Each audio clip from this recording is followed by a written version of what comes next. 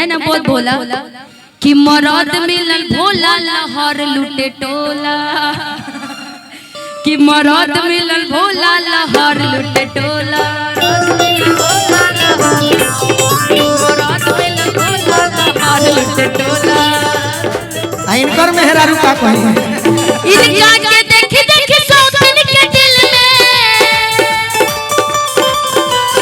राजा के देखी देखी सौतन के दिल में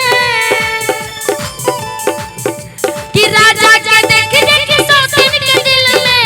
कुछ कुछ होला ए मरद मिलन भोला लहर लुटे टोला मरद मिलन भोला लहर लुटे टोला। लेकिन झुमका झुलनिया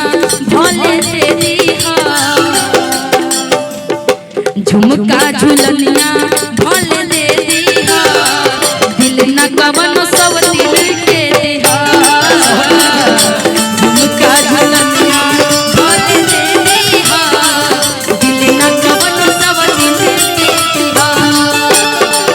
मेहरी के बात याद कली जिया बूढ़ा बाबा जिया मेहरी के बात दवाई खा दिल न कवन सब दिन के दिया हे बाबा झुमका झुलनिया भोले तेरी दिल न कवन सब दिन। क्योंकि यदि बाहर चले जाए गोलू या दूसरे मंच पर चले जाए तो फाइनली है निशा जैसा तो नहीं, लेकिन बहुत सारे एक से एक लड़कियां इनके साथ मिलती है, मंचों पे गाती है, लेकिन जोड़ी आप सबने निशा के साथ पसंद किया तो हमेशा मैं इनको सजेस्ट करती रहती हूँ। क्योंकि केहू के हाथ से खाई हन राजा केहू के हाथ से खाई हन मैंने नाम नहीं लिया तब कहीं सब गाय विभाग बढ़ा रहे हो केहू के हाथ से खाई हन राजा उहाँ नहीं जाई है राजा बात में हरी के रखिया साथ न भुलाई है राजा बात में हरी के रखिया साथ न भुलाई है राजा याद में हरी के रखिया बात न भुलाई है राजा याद में हरी के रखिया बात न भुलाई। लेकिन यदि ज्यादा बिगड़ जाए तो बेलना के मार याद कली याद ना होटल में मारना झाड़ू के बात याद कली दिल न कवन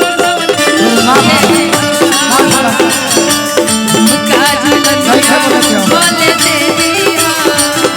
दिल न कवन आज कोई से कोई तहरा से संगतिया हो कहो कहो कोई से कोई तहरा से संगतिया हो कीर्तिया जीव के जान हो गई कोई से कोई तहरा से संगतिया हो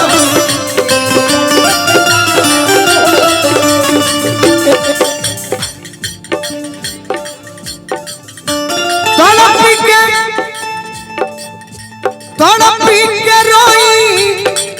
ऐसे कहता तनीसा तड़पी के रोई ऐसे ना रतिया हो तनी भोजपुरी में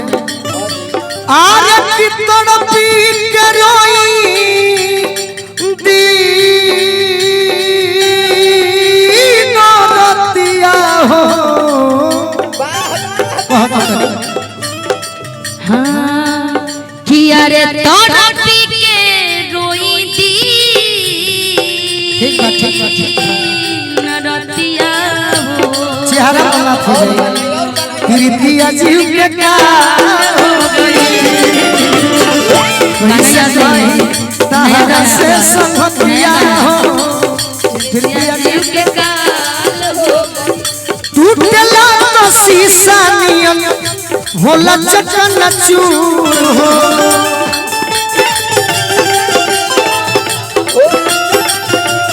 अरे बोलुआ के दिल सही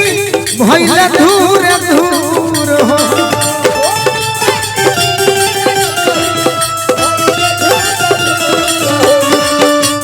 कि पूछा